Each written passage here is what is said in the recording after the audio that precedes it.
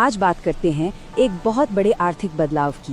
2026 की शुरुआत में भारतीय राज्य महाराष्ट्र में प्राइवेट इन्वेस्टमेंट की एक ऐसी जबरदस्त लहर आई है जो देखने लायक है। चलिए समझते हैं कि ये सब क्या है।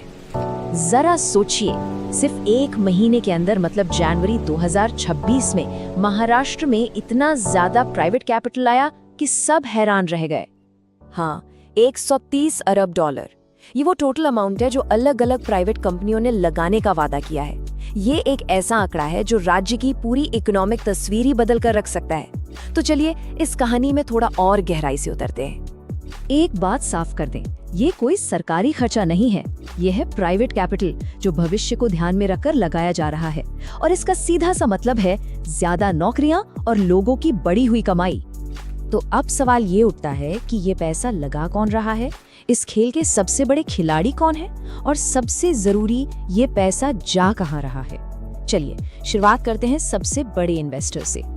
इस पूरी रकम का लगभग आधा हिस्सा, सोचिए करीब करीब आधा, सिर्फ एक ग्रुप से आ रहा है, अडानी ग्रुप, जिनके प्लान्स बहुत बड़े और कई अलग अलग सेक्टर्स में फैले हुए हैं। 66 अरब डॉलर, ये कोई छोटी मोटी रकम नहीं है।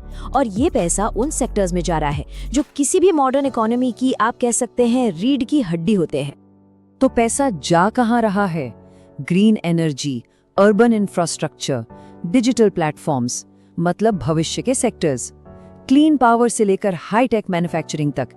इस प्लान की सबसे खास बात ही यही है, इसका स्केल और इसकी डाइवर्सिटी। ये महाराष्ट्र के विकास को हर तरफ से रफ्तार देने का इरादा रखता है।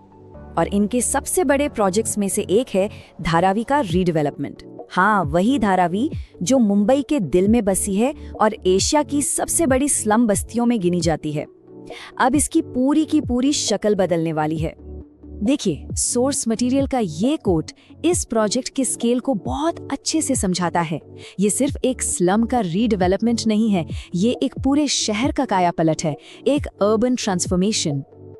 और इसका इंसानी पहलू देखिए, 8 लाख।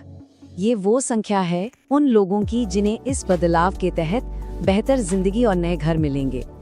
ग्रीन एनर्जी की बात करें तो अडानी का एक बहुत बड़ा इन्वेस्टमेंट इसमें भी है, खास तौर पर पम्प्ड स्टोरेज प्रोजेक्ट्स में, जिससे 8700 मेगावाट बिजली बनेगी। ये इतनी बड़ी मात्रा है कि राज्य की एनर्जी की जरूरतों को पूरा करने में बहुत बड़ी मदद मिलेगी। तो ये पम्प्ड स्टोरेज प्रोजेक्ट आखिर है क्या? देखिए, इसे आसान भाषा में समझिए। ये एक बहुत बड़ी वाटर बैटरी जैसा है। जब बिजली की जरूरत होती है तो ये फौरन पावर सप्लाई करती है, जिससे पूरा ग्रिड स्टेबल रहता है। अच्छा, जब इन्वेस्टमेंट के सोर्स को लेकर सवाल उठे तो राज्य के नेताओं का जवाब बिल्कुल साफ था। उनका कहना था कि उनका फोकस सिर्फ और सिर्फ आर्थिक विकास पर है, पैसा चाहे कहीं से भी आए। लेकिन रुकिए, कहानी सिर्फ अडानी ग्रुप पर खत्म नहीं होती। चलिए अब दूसरे बड़े खिलाड़ी की तरफ चलते हैं। एक कंपनी है RMZ, जो एक और बड़ा इन्वेस्टमेंट लेकर आ रही है, और इनका फोकस है इंफ्रास्ट्रक्चर और जॉब्स पर। और ये 30 अरब डॉलर का इन्वेस्टमेंट अकेले नहीं होगा, बल्कि दुनिया की दूसरी बड़ी कंपनियों के साथ पार्टनरशिप में किया जाएगा। मकसद पूरे राज्य में जरूरी इंफ्रास्ट्रक्चर का जाल बिछाना। और सबसे जरूरी बात, जॉब्स। सिर्फ इस एक इन्वेस्टमेंट से ही अंदाजा है कि करीब 3 लाख नई नौकरियां पैदा होंगी। तो इनका प्लान क्या है? ये एक मॉडर्न इकोनॉमी की नींव तैयार कर रहे हैं। इसमें लॉजिस्टिक्स हब से लेकर वो बड़े बड़े डेटा सेंटर्स शामिल हैं जो हमारी आज की डिजिटल दुनिया को पावर देते हैं। तो अडानी और RMZ ये तो हो गए 2 बड़े नाम, पर इनके अलावा भी कई दूसरी कंपनियां हैं जो महाराष्ट्र में अरबों डॉलर लगा रही हैं। चलिए उन पर भी एक नजर डालते हैं।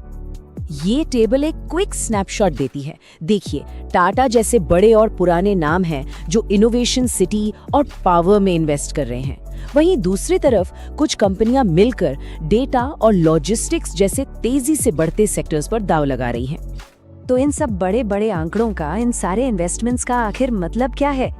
चलिए अब इसे जोड़कर देखते हैं कि इसका राज्य और वहां के लोगों के लिए क्या मायने हैं। देखिए, इसका सबसे पहला और सीधा असर पड़ेगा जॉब मार्केट और ओवरऑल इकोनॉमी पर। ये एक तरह का जबरदस्त इकोनॉमिक बूस्टर डोज है। और ये बात बहुत सीधी है।